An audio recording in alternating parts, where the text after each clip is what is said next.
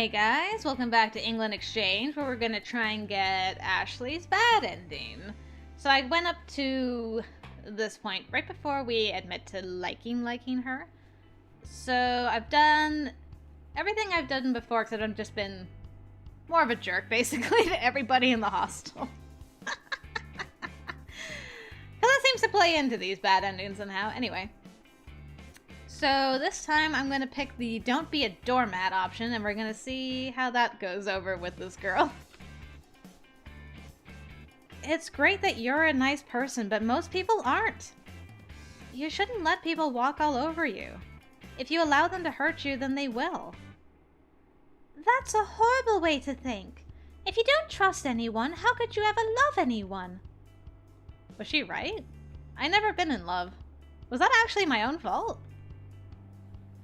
But she dated Brendan, and that ended badly, and now she was rolling over while he talked about her behind her back. So maybe neither of us had the answers. Okay. Well, I feel like that went swimmingly well. Right, Chiho? Okay. I think if I do this, and it cuts us off from her, so... Let's do the I really do like you. And then we'll explore the city again, because whatever. We never did find our bluebirds. That's sad. I just realized we never went back to that whole scenario thing. Oh well. Alright, and it's speech time already. So now we get to ask her about all the people she's dated. So we're gonna ignore her here. Let's just hang out with Peggy and Danny. Why not? Yeah. Who else have you dated, madam? I was still thrown by the Jihyo revelation. Not to be rude or anything, but you haven't dated anyone else in the hostel, have you? Are you asking if I'm cheating on you? Of course not. I know you're not dating anyone else now. I trust you absolutely. I was just surprised about Jihyo. And I did just say I was greedy and wanted everyone to want me. I understand. No one else in the hostel knew. That's all I wanted to know. Of course there were other people earlier in her life. She's a gorgeous girl. But they're not here now, and I am. Okay. So only Jihyo and Brendan in the hostel. So she never got together with Aussie. Thank goodness. Never got together with Peggy. I guess that makes sense, because Peggy was and us were like first girls. Alright, time to slap ya. Smack. And we'll badmouth Ashley to Brendan. And we'll ruin this whole thing. Just being the worst ever, you know. It kinda sucked. James? Alright! A change! This must be for the better.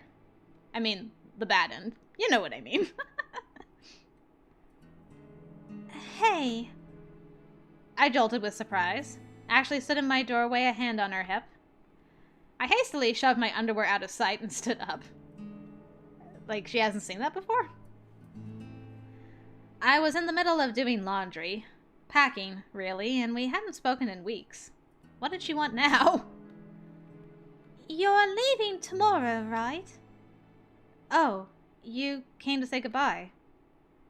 I don't have anything else to say to you. Ouch! Ooh! Like a knife in the heart. In spite of myself, I winced, and Ashley looked away. I thought I should come by and say something. In the end, it was you who taught me how to protect myself. Even if it was because... well... Ashley, I'm innocent. I swear I'm innocent. And everyone else has forgiven me by now. Why can't you, I wanted to add, but Ashley was already glaring at me. Not that you have to. I'm not going to. I don't care anymore anyways. Wouldn't not forgiving me indicate otherwise? I wasn't used to biting my tongue so much, but I was sure saying these things would only make it worse. I couldn't talk to her anymore. Any trust between us was clearly gone, and there was nothing I could do.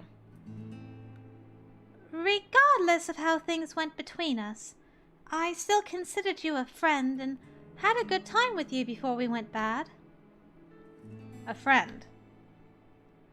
This time I couldn't keep it in. I was hurt. I thought we were something more than that. Clearly we weren't. Ashley was winter in New York cold. It wasn't like her, and it made me feel uncomfortable. All of the things I've been rehearsing in my head since that night, all of the things I wanted to say and explain and do died in my thoughts. I just wanted her to leave. Well, goodbye then. I've got to get back to packing. Just like that? Please just go. She stared at me for a few moments. It occurred to me that despite how cold she was being, she still came to my room to say goodbye. There must have been something she wanted, something... Goodbye. She left. I returned to my underwear, folding them up and setting something aside for tomorrow morning. That was that. It was over. I had my closure, if ever I wanted it. Whew. That was brutal.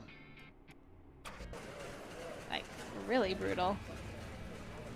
Did I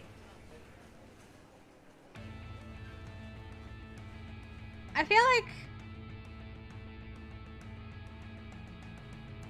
No, Aussie didn't... Of course, I slapped her and she didn't come to my room and stuff, so we never got the option to out her out in front of everybody.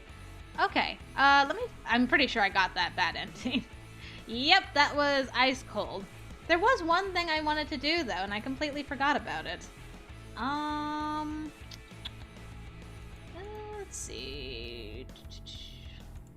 Was it here? Yeah, I wanted to do this so that we knew. I just wanted to see if she said anything different. No, okay. That's all I wanted to know.